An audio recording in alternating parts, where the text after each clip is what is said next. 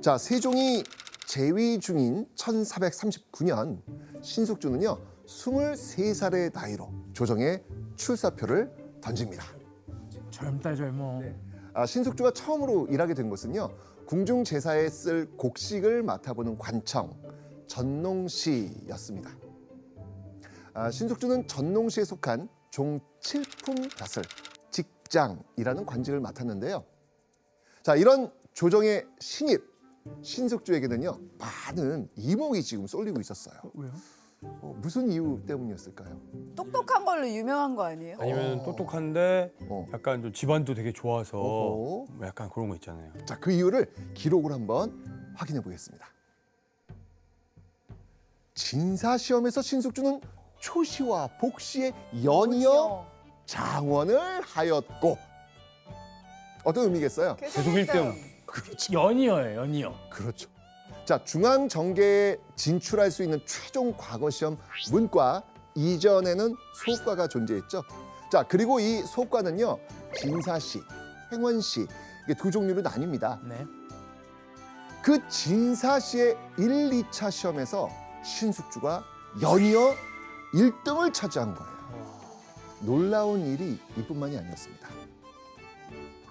또 생원에 합격하였으며 이야. 지금으로 치면 두 개 국가고시를 동시에 패스했다. 이렇게 볼 수 있겠죠. 예. 약간 뭐 세무사 시험 합격하고 변호사 시험 합격하고 이런 거 아니에요? 그렇지. 와 이렇게 하니까 맞습니다. 바로 이해된다. 자, 그리고 바로 다음에 김인현 문과의 제3인으로 뽑혔다. 바로 그 다음에 신숙주가 문과 최종 관문 그 문과마저도 당당히 합격을 한 겁니다. 와. 네, 요즘 스타일로 얘기하면 공부가 제일 쉬웠어요. 뭐 이런 것처럼. 있어요. 안 까먹는 사람. 가끔 가다가 한 번씩 10년에 한 번씩 봐요. 자, 이렇게 범상치 않은 두뇌의 소유자 신숙주가 조정에 나아간 지 2년이 지난 1441년 25살의 신숙주는요 자신의 적성과 꼭 맞는 곳으로 발령을 받습니다. 이곳은 어디였을까요? 이때가 세종 때인가요? 세종 때. 네, 뭐 이때 네. 집현전? 그렇죠. 바로 집현전. 집현전은요 조정의 중심으로 성장할 젊은 인재들만을 모아놓은 그야말로 세종의 싱크탱크. 브레인들만 모아둔. 그러니까. 신숙주가 당대 최고의 인재로 인정받고 집현전에 배정받게 된 겁니다. 와. 그리고 이곳에서 신숙주는 글쎄요 이게 인연인지 악연인지 모를 한 사람과 만나게 됩니다. 바로 성삼문이었습니다. 성삼문은 신숙주보다 한 살 어리고 음흠. 그런데 1년 먼저 과거에 급제해서 관직에 나옵니다. 오호. 그러니까 정말 뛰어난 인재였던 거지요. 또래 사이였던 두 사람은 당시에 굉장히 촉망받는 학자로서 집현전에서 같이 활동하게 됩니다. 그죠? 재밌었겠다. 천재들끼리의 대화. 이야, 너무 재밌을 이거 것 뭐. 자, 그렇게 두 사람은 서로 학문을 겨루고 상대방의 학식에 감탄하면서 가장 가까운 동료이자 친구로 함께 성장을 하게 됩니다. 그리고 신숙주는요, 집현전에서 어떤 계기로 인해서 세종의 마음까지 제대로 사로잡게 되죠. 이효정 씨, 신숙주는 어떻게 해서 세종의 마음을 확 사로잡았습니까? 아, 예, 이게 뭐 이 정사는 아니고 야사에 기록된 얘기인데 이제 신숙주가 뭐 열심히 공부를 하고 또 독서 광이고 하다 보니까 이제 늦게까지 집현전에서 공부를 하고 있는데 혼자 남아서 불이 꺼지지 않고 있는 걸 내시를 시켜서 세종께서 가서 좀 봐라 누가 있나 했더니 신숙주가 있습니다. 그래서 이제 세종께서 살피셨다. 뭐 이런 그 기록이 있습니다. 자, 그렇게 몇 번이나 더 집현전을 살핀 내시가 마지막으로 보고했습니다. 서너 번이나 가서 보아도 그릴 길을 끝내지 않다가 닭이 울자 비로소 취침을 하였습니다. 닭이 울면은 잠깐만 새벽 아니에요? 봉해진 아침, 거죠. 아침. 네. 세종은 그런 신숙주가 얼마나 가상했던지 신숙주가 깊이 잠든 때를 기다렸다가 세종이 자신의 옷을 벗어 그 위에 덮어줬던 거죠. 약간 회사에서도 대표가 다 퇴근한 줄 알았는데 막 저기 한쪽에만 불 켜져 있는데 누군가 계속 막 프로젝트 하고 있어. 얼마나 예뻐 보이겠어요. 선생님, 근데 그 임금님의 옷이 덮여 있는 걸 봤을 때 신숙주는 기분이 어땠을까요? 기분이 어땠어요? 뭐 일단 그 용포가 내 몸 위에 걸쳐져 있다는 건 어마어마한 일이 그가 있으니까 깜짝 놀라면서 또 한편으로는 이 시간에 왕께서도 주무시지 않고 있었다는 얘기니까 오히려 신숙주한테 그게 자기 자신을 갈고 닦는 그런 모티브가 되지 않았을까 뭐 그렇습니다. 옷은 돌려드렸죠? 아니 그건 이제 좀 고민했을 것 같아요. 아, 그럼? 아 이거 왕께서 이걸 집에 갖고 가라는 얘기예요. 아니 그러니까 그때 만약에 그걸 갖고 왔으면은 그 대대손손 가보로 그렇죠. 남겼을 테니까 그러니까요. 맞아, 지금쯤 이제 후손이 다 하면 야, 그건 진짜. 자, 이 문과에 급제한 인재 중에서도 특별히 뛰어난 사람들을 모으고 모은 집현전의 소수 정예 학자들 그 중에서도 눈에 띄도록 열심히 공부하는 신숙주의 모습은요 세종을 기쁘게 하고 신숙주를 더욱 신뢰하게 했을 겁니다. 남다른 악고열로 세종의 눈도장을 제대로 찍은 신숙주는요 1443년 세종의 명령을 받고 이곳으로 떠나게 됩니다. 해동 제국 총로인데 이름 그대로 바다 동쪽의 주변국을 그린 지도입니다.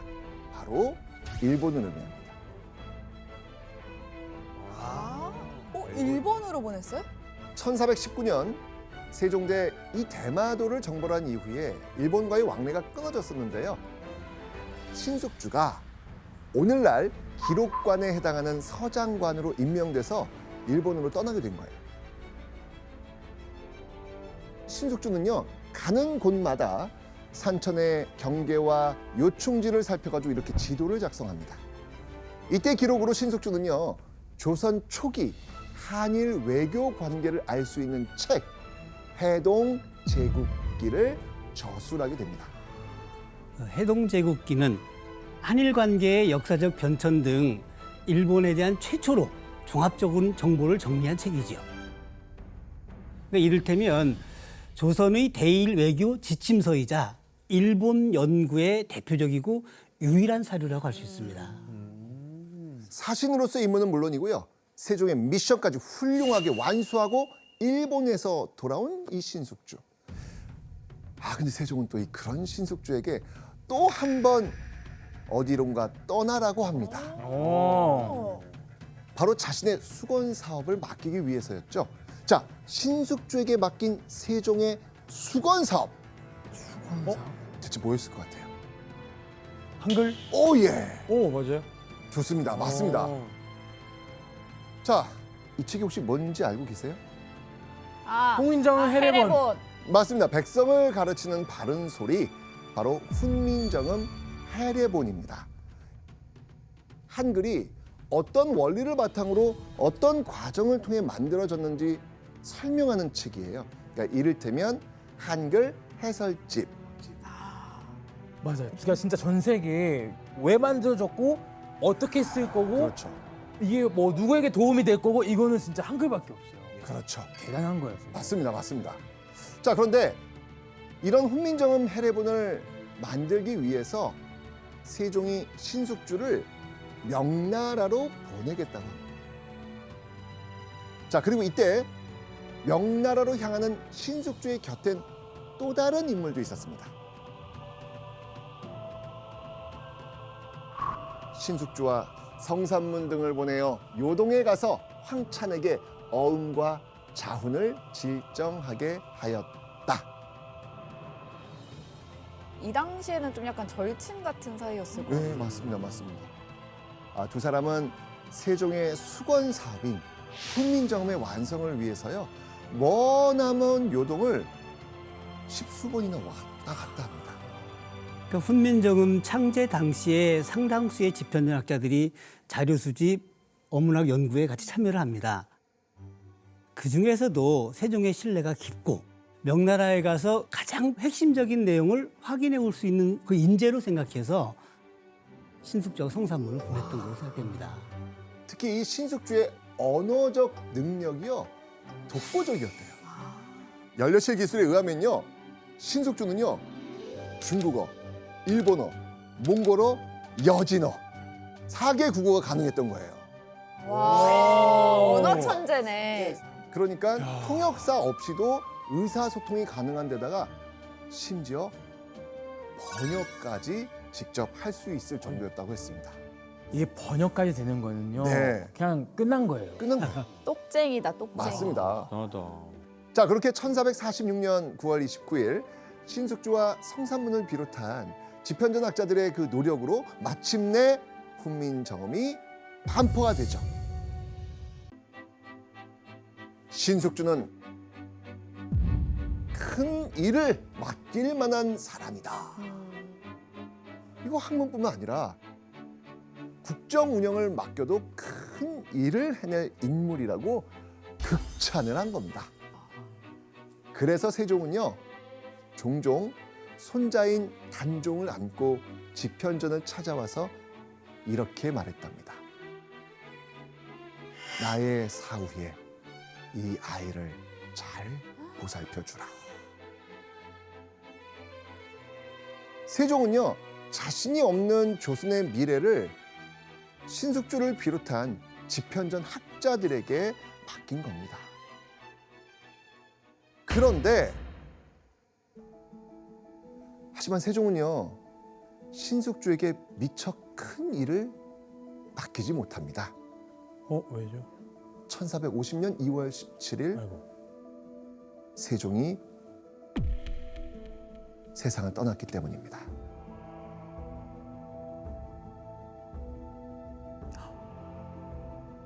스물세 살 조정에 나와 34살의 나이가 되기까지 삶의 이정표나 다름없었던 이 세종. 그 세종의 죽음. 와, 뭐 신숙주는 이때 거의 패닉에 가깝지 않았을까라는 생각이 듭니다. 하지만 신숙주는요 마음을 다잡았을 겁니다. 죽은 세종을 위해서라도 그의 적장자로서 왕위를 이은 문종을 잘 보필해야 했거든요. 그런데 이 상황이 이 신숙주의 예상과 다르게 흘러가기 시작합니다. 1452년 5월 세종의 아들 문종이 즉위 2년 만에 죽게 된 거예요.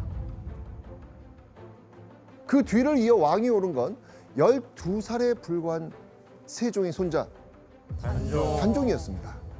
그리고 단종이 즉위한 지 약 3개월이 지난 1452년 8월 10일 신숙주는 운명을 뒤바꾸는 술자리를 갖게 됩니다. 여보게 신숙주, 어찌 문 앞을 지나며 들어오지 않는가? 그 시작은 신숙주를 향한 누군가의 부름이었습니다. 옛 친구를 어째서 찾아와 보지 않는가? 네, 신숙주 자네와 이야기 나누고 싶은지 오래였네. 이 신숙주를 집에 들인 이 인물은요, 신숙주와 함께 술잔을 기울이며 회포를 풉니다. 그러다 농담처럼 이런 말을 건넵니다. 사람이 다른 일에는 목숨을 아끼더라도 사직을 위해서는 죽을 수 있어야 하네. 나와 함께 명나라로 가지 않겠나? 새롭게 즉위한 조선의 왕 단종의 즉위를 명나라 황제에게 승인받기 위해서였습니다. 나라를 위해서라면 목숨도 바칠 수 있어야 한다면서 자신과 함께 명나라에 가자고 지금 제안을 하고 있는 겁니다. 자, 신숙주에게 이런 제의를 한 인물은 대체 누구였을까요? 우리 HTX 갔다 왔잖아요. 네. 아, 수양대군. 에? 아니죠. 저는 성삼. 바로 성삼. 이 사람입니다. 자, 세종의 둘째 아들이자 당시 왕이었던 단종의 삼촌 수양대군이었습니다. 신숙주하고 수양대군하고 동년배라고 하더라고요. 그 나이도 같고 수양대군 같은 경우에 이 집현전에서 한글 창제에도 참여하게 해서 지혜를 나누고 할 수 있는 굉장히 가까운 그런 사이가 됐을 거로 생각을 합니다. 어쩐지 안 친하고는 먼 여행을 갈 수가 없어요. 장거리는 특히. 근데 교수님, 이게 지금 수양대군이 단종을 위해서 우리 같이 명나라에 가세라고 이야기했지만 사실 여기는 또 다른 의도도 있죠. 그렇지요. 단종이 즉위한 이후에 당시 좌의정이었던 김종서를 중심으로 한 대신들의 권력이 집중되거든요. 그러니까 그들은 단종을 보호한다는 이유로 정치적 야심이 컸던 수양대군을 견제하기 시작합니다. 그래서 수양대군은 조카 단종의 즉위를 알리는 고명사원사를 자청하게 됐는데, 그러니까 겉으로는 자신이 정치적 야심이 없다는 것을 강조하는 것이고 속으로는 조정 내에서 자신의 권한을 권력을 강화시키려고 하는 등 두 마리 토끼를 잡으려고 했던 거죠. 속내가 벌써 있었네요. 나는 아무 야심이 없어. 나는 오히려 조카를 도와주러 명나라까지 갔다 오는 건데 이렇게 얘기하면서 자, 그런데 왜 수양대군이 콕 집어가지고 신숙주를 데려가려고 했을까요? 일단 언어도 잘 되고 오호. 똑똑하고 음흠. 세종 때 얼마나 일을 잘했는지 알기 때문에 그렇지. 자기 곁에 두고 싶었던 것 같아요. 그래서 무엇보다 수양대군은요, 아버지 세종의 말을 가슴 깊이 새기고 있었습니다. 신숙주는 큰일 맡길 만한 사람이다. 그래서 수양대군은요, 사신단에 신숙주를 끌어들여가지고 자신의 사람으로 만들려고 한 겁니다. 요즘 우리 쉽게 생각하잖아요. 중국 갔다 오는 걸 맞아요. 진짜 쉽게 생각하는데 비행기 한번. 그거 정말 목숨 걸고 갔다 와야 되는 맞아요, 길이거든요. 맞아요. 그게 그래서 친구 이상의 엄청난 동지의식 뭐 이런 걸 갖게 되는 계기가 아니었을까.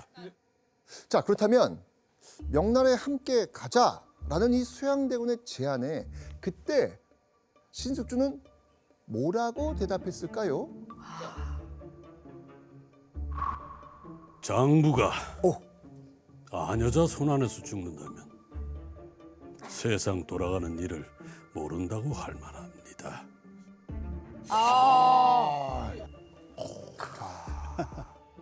근데 무슨 뜻이에요?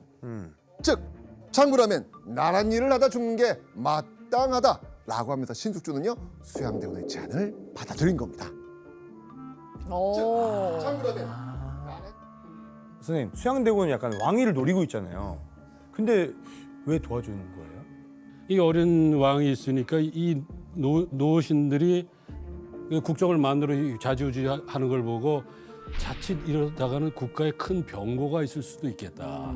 그렇다면 이에 반대되는 세력의 힘을 도모할 필요도 있겠다 했을 때 수양대군이 아닐까. 오호. 뭐 이렇게 판단했을 수도 있다. 자, 단종 즉위 초 신숙주 판단에 영향을 끼쳤을 만한 집현전의 상황을 기록으로 한번 알아보겠습니다.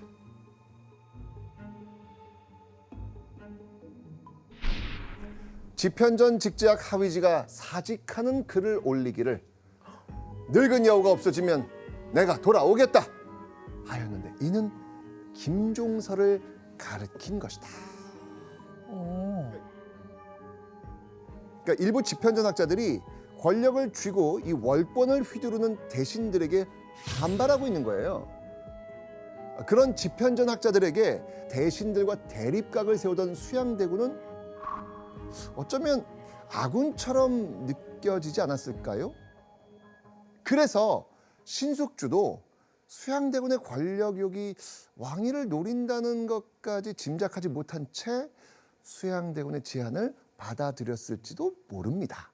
아 근데 그렇게 오랜 시간 같이 가면서 여러 얘기 나눴을 것 같은데 막 뭐 단종 너무 어리지 않아? 이런 식으로 뭐 질문을 야, 근데 김종서 씨 너무 심해. 뭐 이런 거 살짝 좀 얘기하지 않았을까? 아 물론 그러니까 국정에 대해서 많은 얘기를 했겠죠.